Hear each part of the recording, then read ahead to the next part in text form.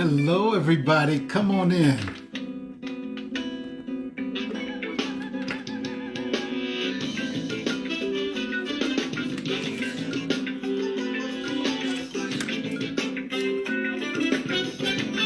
Hey, come on in, everybody. Fernanda Froes, my sister.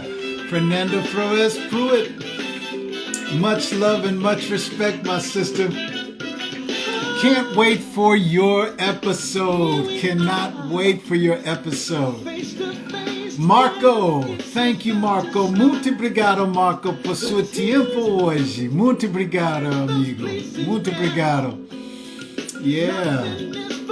We are so excited for Sharon Ruchman today, you all. Sharon is coming in. She's going to talk about her journey. She's going to talk about everything that gives her artistry what it needs to be. You know what I mean? That's right, Fernanda. April 17th. April 17th. Ladies and gentlemen, look for that episode in your promos. Fernanda Froes' episode will be April 17 right here on the Victor Brooks Show Indie Fam Instagram series, y'all. And hopefully this, so many of you have been asking about the song. The song is from the Victor Brooks Show. Hey baby, Cynthia Brooks is in the house. What's going on? What's going on, girl? Much love. Who else is in there? Uh-oh, the phone's not... All right. But you've been asking about the song. It's from the Victor Brooks Samba Soul, my album. The song is Loving You, Baby. Download anywhere and everywhere. Come on in. Unets, thank you for joining us today for Sharon's show. Appreciate you. And when Sharon gets on here, let me tell you something. The story and journey of Sharon Ruchman, ladies and gentlemen, is just incredible. And it's always an honor when she has the time to join us, you know? So when I see her name, in which I just saw it now, I see the little icon that's letting me know that Sharon's here. And I'm going to bring Sharon on in a bit. And we're going to start this journey conversation. But I have to thank you all because it's from the heart. It means so much for those of you who are able to take your time when we're live, but we know that our biggest audience is the recorded audience.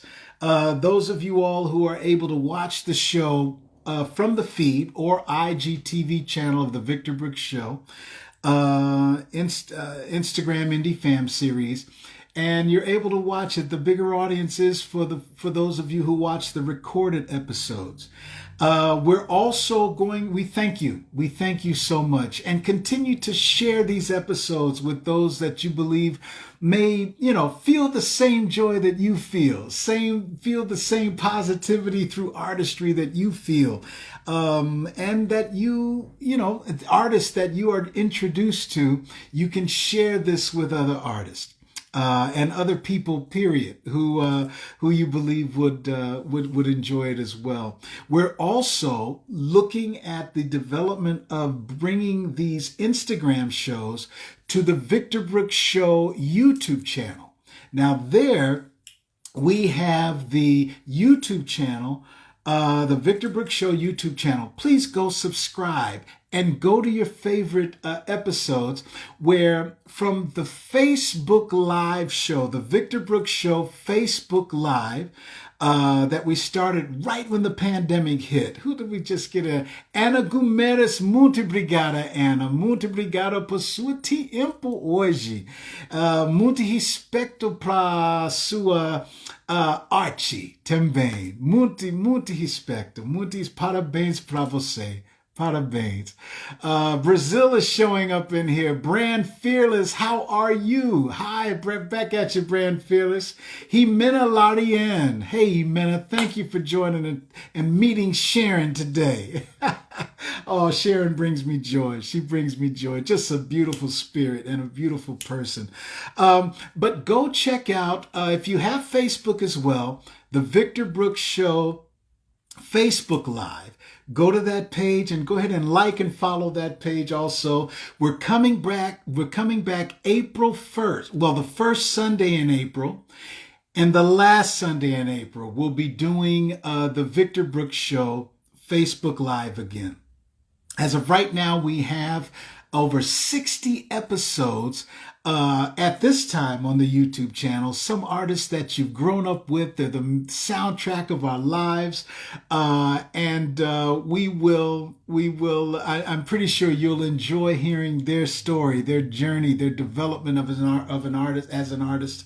But we wrap it all up in a bow of positivity that no matter what these 24 hours bring to us, each and every one of us, there's something we can smile about. There's a blessing we can count. There's something that keeps us keeping on. You know what I mean? And artistry is one of the most powerful tools to make that happen. So artist to artist, I said, let's go to Instagram. Let's invite some other artists on. Let's talk about their journey. Let's let the public know where we can download their music. If they're artists, we can download their photography or their visual art, no matter what their artistic expression is. We can buy the book of poetry. We can buy the novel, whatever your artistic expression is. I wanted to bring that artist on. We can talk of their journey. We can learn as an artist of a community of artists together and just feel good about what artistry brings to us as a world, as a people together. Okay. So, hey, Brandy, what's good, Indie fam? There she is. She's giving love to her Indie family. That's right. Thank you. Thank you, Brand Fearless. Thank you so much. All right. I'm going to press this button, ladies and gentlemen, and it's going to be my honor and it's going to be my pleasure to bring on Sharon Ruchman from Connecticut, USA, to talk of her journey today. All right. Let me press this. See if we can. Once again, thank you for your time, y'all, for coming in and joining us today. And every Sunday that you do, there she is, ladies and gentlemen. Hey, Sharon, how you doing? Hi, how are you? I'm doing great. It worked. It did. Amazing. It didn't quite work on my iPad, but it worked on my phone. There you go. There you go, Sharon. Oh, my goodness. Sharon, thank you for joining me again. Thank you. Thank you. You know, ladies and gentlemen, I have to tell you, Indie Fam and Positivity Posse, Sharon joined us over at our Facebook Live show, the Victor Brooks Show Facebook Live, and she's in our next set of edits for the YouTube channel as well. But when we started the conversation, you all, with Sharon, and Sharon started telling us of her journey artistically and personally and professionally, I said, please, Sharon, when your time will allow, please come and join us on Instagram, because we have up-and-coming artists, we have established artists who are doing what we do as artists. We talk the same talk, and when she said yes, it made my day. Yeah, so, thank you, Sharon. Thank you. All right, all right. Sharon, please tell us and the Indie fam, where did your journey begin as an artist? Well, I should say that I was probably 3 or 5 years old, very young. And when I first had a piano in my apartment, in my family's apartment, and I actually have a picture of that where I was just sitting at the piano, just, I don't know, playing the piano, the ivories. And then as I got a little older, I did take piano lessons. And that, you know, I continued with that through high school, through college, and I also studied voice. And I continued to perform when I left graduate school, even though I did perform there. And so music was always a part of my life. Wow. But the incredible thing that happened for me, really, was when about 20 some odd years ago, I received a package of sheet music that belonged to my great uncle Rudy, who was a virtuoso violinist. He unfortunately died when he was 25 years old at the Chicago World's Fair in a sightseeing plane on his way to California, where he was supposed to do some playing in Los Angeles for actually with a jazz band. Even though he was a violinist, he did a lot of moonlighting. And in any event, I never met him, but I did hear so much about him growing up. And I wanted to know so much more about him. But then there was a relative that found me who also lived in my state. And he dropped off this sheet music that was music that belonged to Rudy that he performed from. And then it kept going, the story and the journey, because beside the music, there were documents of Rudy's that appeared throughout Second Cousins and so forth. And my father actually had letters of Rudy communicating with my grandfather. And there was about probably the late 1920s, early 30s. Okay. And so I have all of that stuff. And I also have, through relatives, as I said, documents, photos, all kinds of things. Pretty much his whole life story was over a period of, well, from 20 some odd years ago till about 5 years ago. And then I did my own research. And my own research was all about, now that we had internet, I needed to know, you know, the programs that he played at. I needed to know just where he lived. You name it, I wanted to know about it. And I found out a great deal about him over a couple of years. And when that research ended, that's when things really started opening up. And I received an email from a young woman who had purchased a viola on Etsy. And even though Rudy was a violinist, he started as a violist. And she sent me pictures. And the pictures were, one, Rudy's, actually was his viola case. And in it was the original receipt from 100 years ago.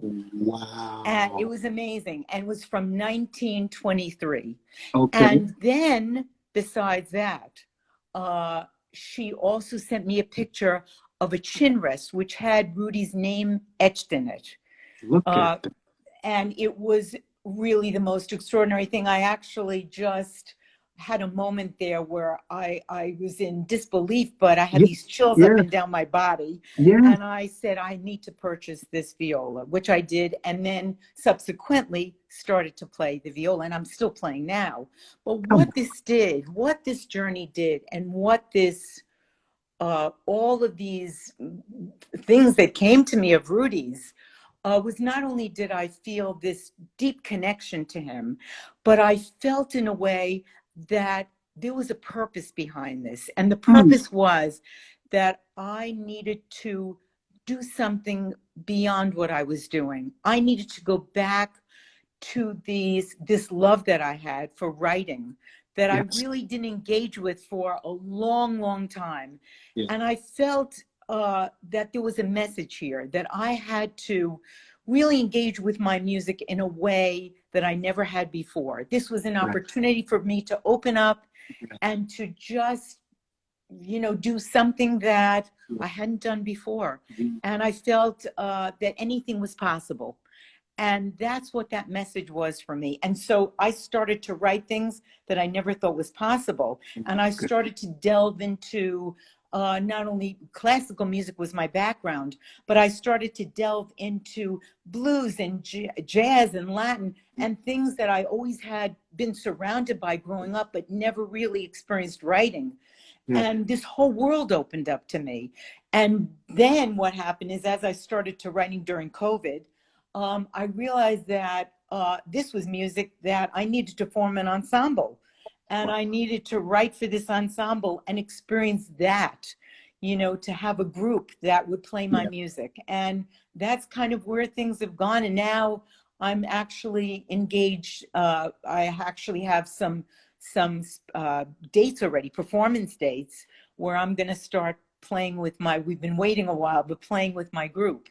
And it's just, I just, you know, sometimes I sit and I think about this and I say, what has happened to me? I don't even recognize who I am, because there's this stuff that I always Yeah, had inside yeah, that that's never right. was allowed to come forth. And that's what happened to me. Sharon, let me tell you something. Ladies and gentlemen, you see what I told you? You see, not just you didn't just hear it, but I know you felt it too.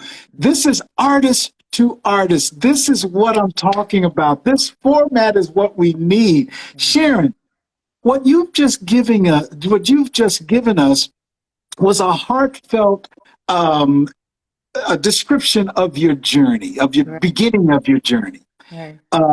with Uncle Rudy and the whole how that happened and came into your life. Mm. Um, and when we watch your clips, you are posting new material.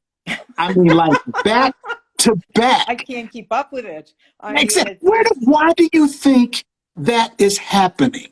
Where does that come from? Like it's just back to back like that. right. Well, first of all, I mean, I don't even believe it myself, but I think that it was this well of stuff that I've had for so many years that was gnawing at me that I never allowed to open up. I think that's what happened. But beyond that, I feel that something happened with this journey where I felt liberated. Like Wow. now I can do all of this. All Wow. of this is possible. And I think there were a lot of things along the way that were obstacles for me. Teachers that were very negative. Mhm, I had ADD that I went through. I had mhm, family issues that I went through. mhm. And all of a sudden, I feel that everything is possible for me. Everything is available. And I think because of that, I just let myself just experience, and Yeah. you never know what's going to come out, but I think that's what No. happened, you know. Well, wait, let me ask you something, Sharon. When did you know in your life that artistry was something that you possess? That, you know what, creativity and artistry is something that is part of who I am. Right. I mean, I think, first of all, when I was very young, I started writing little pieces. So I always knew that was an interest. And I always loved melodies. But I also had people, teachers, mentors, telling me that I had this ability, not necessarily writing, but just as a musician, to continue that path and to really either play the piano or sing or whatever it was. I experienced a lot of different types of music, but I think the writing for me was always the most magical part because it meant that I could do something that was mine, that Wow. I owned, Wow. that wasn't someone else's, that I could play Beethoven and Mozart and all of that, which is fabulous. But I always wanted to have something that was mine. And that's the beauty of the creative process for me, you know? Yes. No, please don't stop. Please. Okay.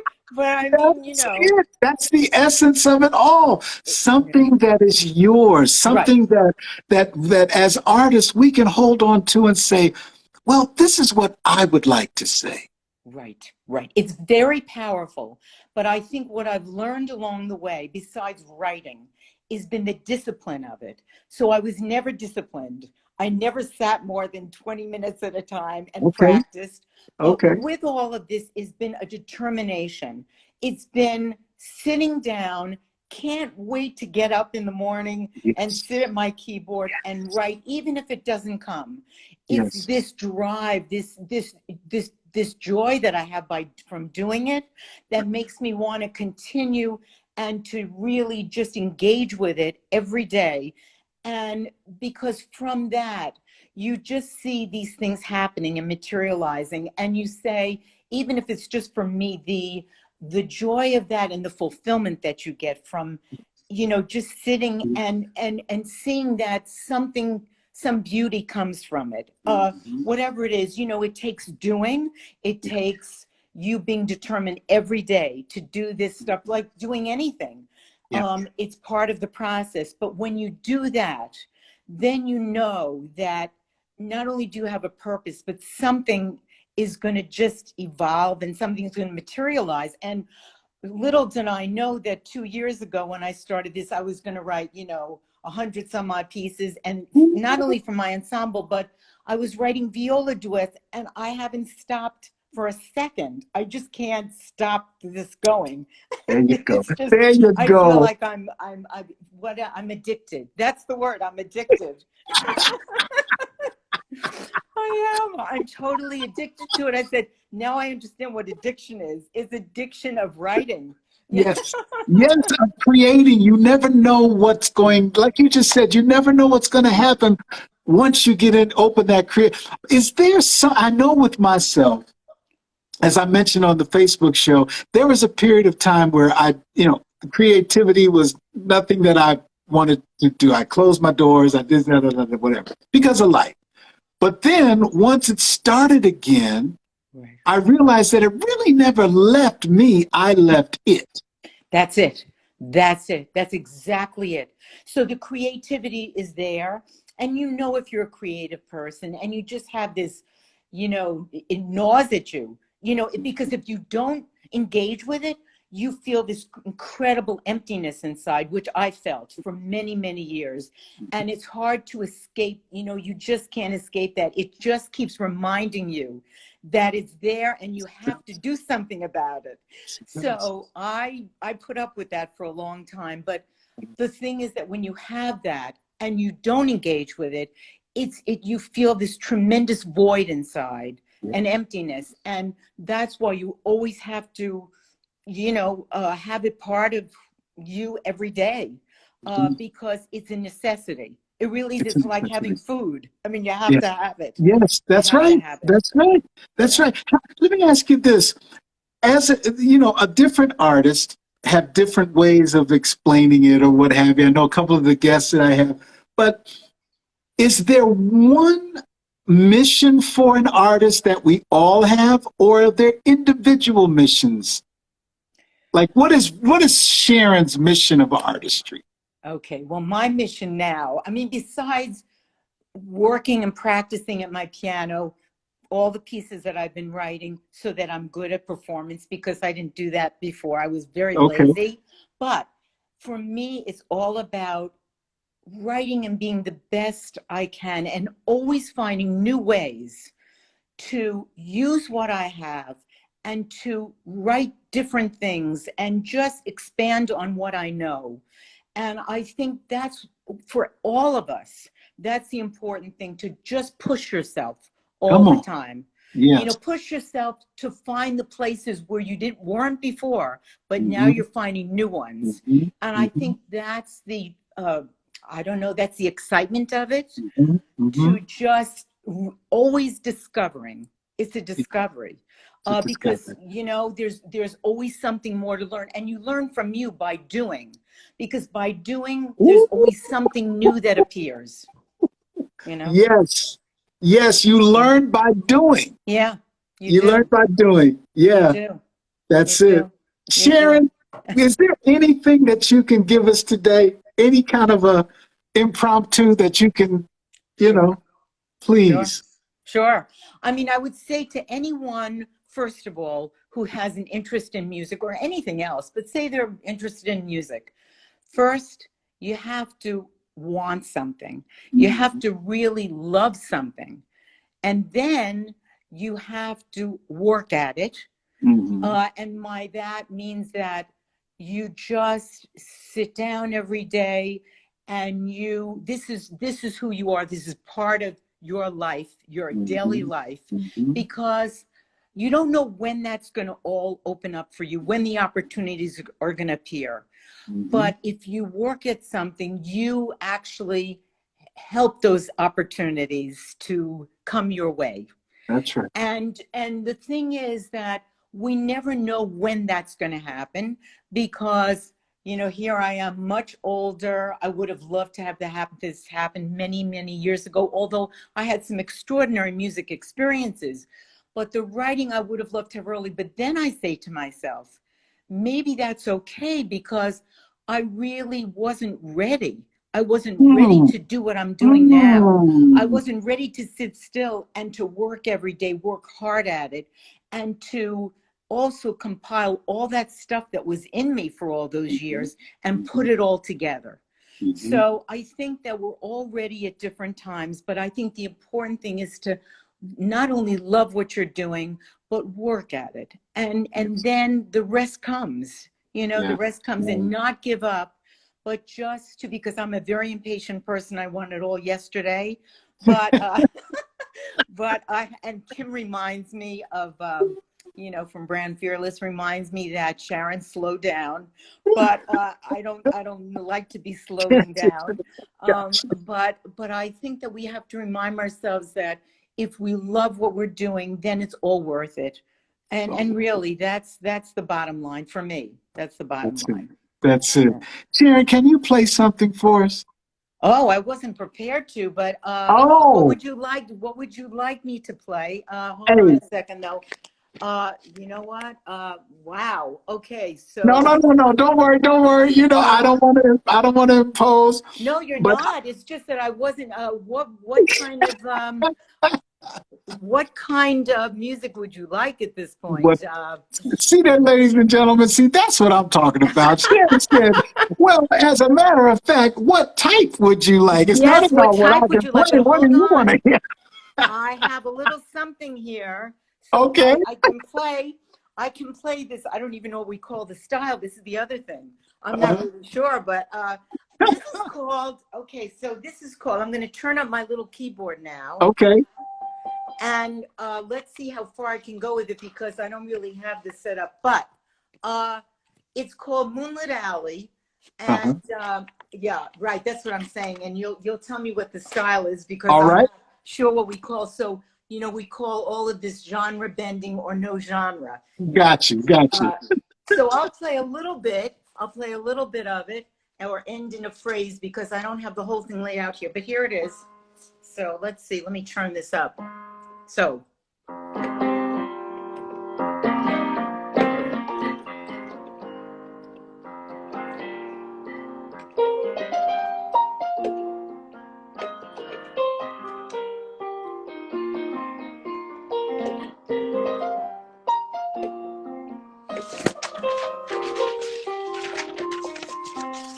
Sorry.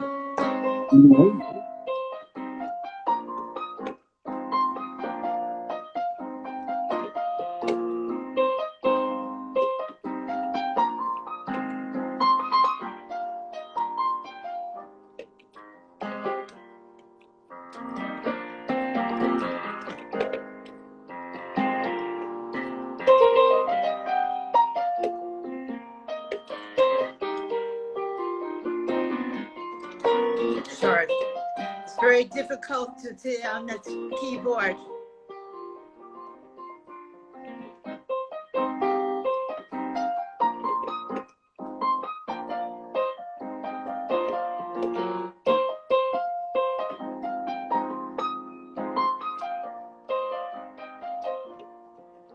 I'm going to stop there because this keyboard is really tough to play on.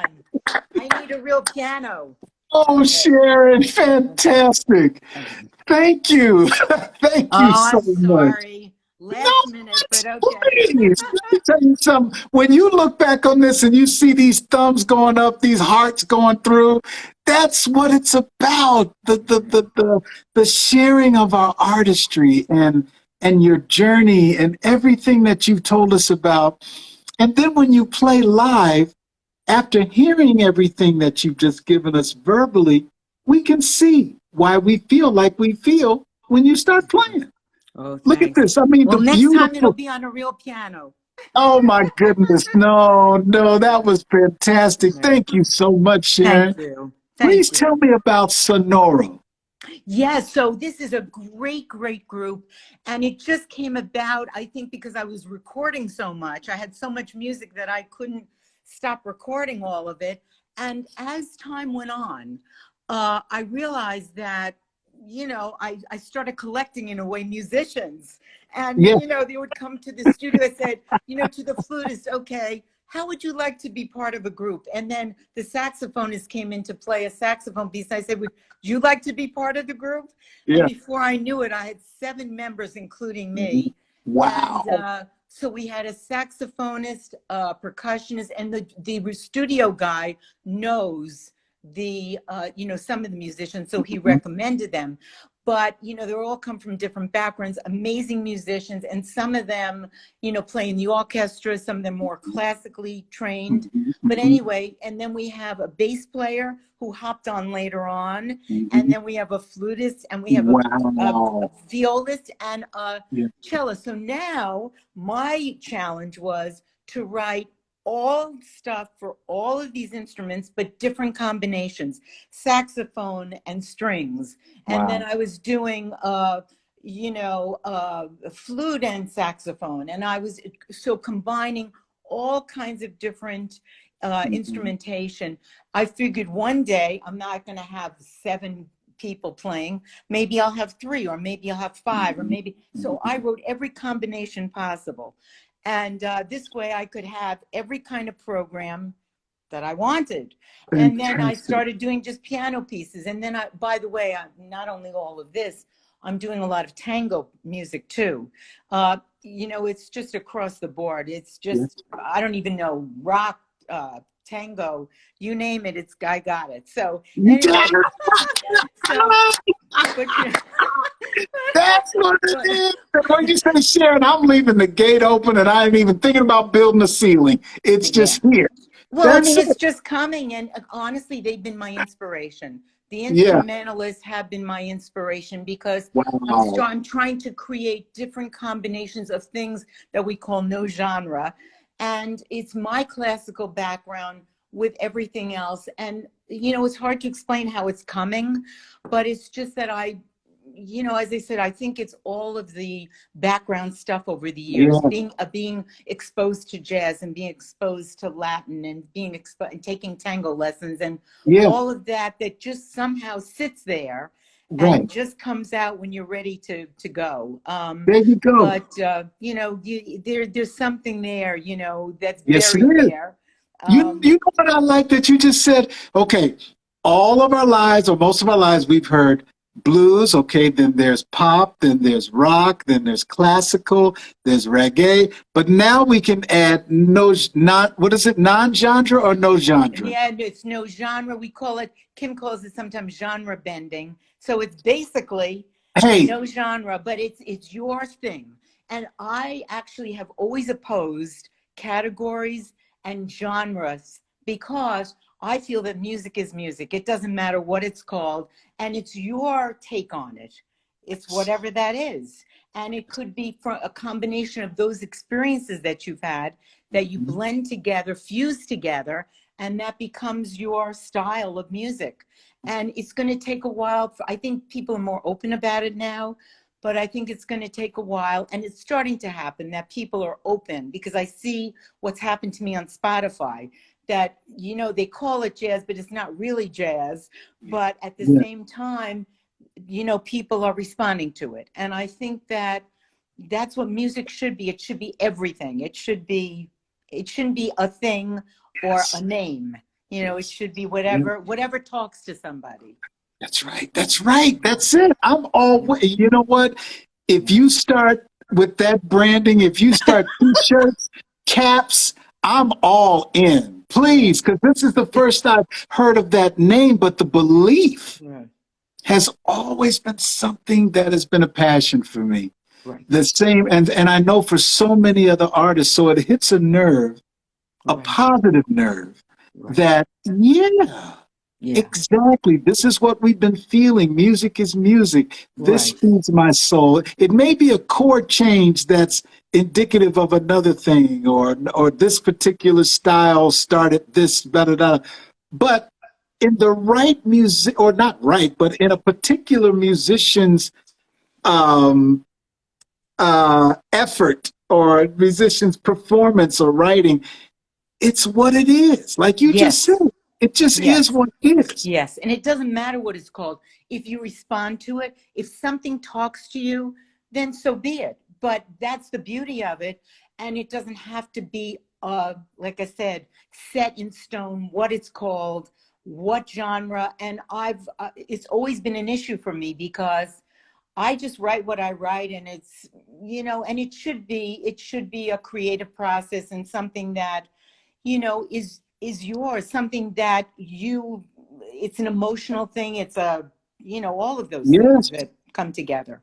You know what, Sharon? Here on the feed so far, you have already started a revolution. Here, Brand Fearless says, Brand Fearless says, yes, Victor, swag for Virginia bending. That's right. That swag means we need the t-shirts. We need to wear it on us, you know. We do. Other people are saying Virginia bending is what it's all about. That's Yeah. right. Yeah, That's it it. is. It is. It's time to rebel against the old ways and Come on. time to be open about something new, because I think this is where music is going anyway. I really Yes, do. it is. I You do know? too, Sharon. Yeah. I do too. Yeah. Well, my sister, thank you for your time Thank today. you. Thank Much you. respect. You know, Victor Brooks is a big fan of not just your music, but of you. Thank You you. have something that we all need. And Oh, it's thanks. just natural. It's natural from Sharon. She just Thank you. pours out with it. Ladies and gentlemen, Thank follow you. Sharon Ruchman's page. Let me tell you something. Follow the page, download the music. If she's near you performing live by herself or with her group Sonora, go check it out. The feeling that she's given us right now is the feeling that you'll feel when you press play from the music that you downloaded. It's the Thanks. feeling that you'll feel when you follow. And surely I have no doubt that it's the feeling you'll feel when you see and feel the performances live. Do it, y'all. This Thank is what you. it's all It's about. all about good energy, right? Good energy, the positivity posse. That's what we say. That's it. Thank you. Thank you very much for You letting got me it. be here. Thank you. You got it, Sharon. Have a Bye, wonderful Victor. week, a week ahead. You All right. too. Bye-bye. Bye. Bye-bye. Bye. Well, you've heard it again, ladies and gentlemen. This is what it's all about. Sharon, not only did we hear the words, but the performance that she gave us, the impromptu performance, you could feel it. Her whole thoughts on the phrase gender bending, which now I'm going to use, add it to your verbal repertoire as well. You know, it's not according to Sharon and how she was delivering it. It's not a moment. It's not a moment. It's a movement. And she even used the word revolution idea of it. It's time to flip things around, you know, for a better way, a better cause. And once again, ladies and gentlemen, it's up to us as artists. It's up to us to give the world something to think about or remind the world of something we may have forgotten about that we need to remember. It's all the artistry. It's why we're here. It's why we do what we do. We can't help it. We're born this way. It's what we do. And our guest, Sharon Ruchman, ladies and gentlemen, as you can see, I have so much respect for this lady's artistry and what she gives through her artistry as well. Follow her page. Download her music, ladies and gentlemen. And if she's around you, go see her live. Thank you again for joining us today. We had a back-to-back 4 shows with you today. So, hey, it's here. And every Sunday at 1 o'clock and 2 o'clock p.m. Eastern Time, same as New York, here in the U.S., come and check us out. You may find your next new favorite artist of whatever genre or genre that is there, whether it's photography, poetry, music, whatever. Come and check us out, okay? And support independent artistry and support artistry in itself. And come on back and get some of this positivity on you. Take a bath in it, take a shower in it, scuba dive in it, skinny dip in it if you want to, but just jump in that pool of positivity. And when you come out, sprinkle it on as many people as you can, because that's what it's all about. And we'll see you next time on the Victor Brooks Show Indie Fam series right here on Instagram. We love you.